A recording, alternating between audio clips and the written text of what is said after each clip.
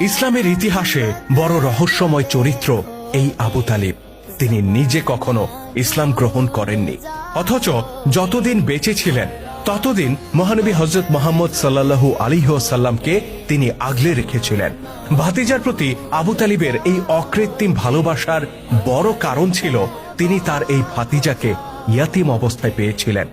রাসূলুল্লাহর দাদা Abdul Muttalib মারা যাবার পর থেকে তিনি তাকে বড় করে তোলেন, স্নেহ মায়া মমতা দিয়ে তাকে আগলে রাখেন।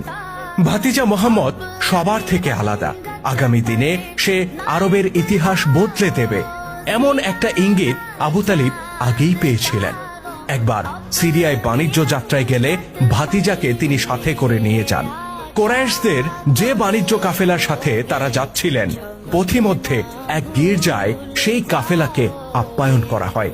এ সময় গির্জার প্রধান পাদ্রী শিশু মুহাম্মদ সাল্লাল্লাহু আলাইহি ওয়াসাল্লামকে কাছে নিয়ে বলেন, হে বালক, কুরাইশদের দেবতা লাত উজ্জার কসম খেয়ে বলছি, আমি তোমাকে যা জিজ্ঞাসা করব তার যথার্থ জবাব দেবে। শিশু মুহাম্মদ সাল্লাল্লাহু আলাইহি ওয়াসাল্লাম বলেন, আপনি আমাকে লাত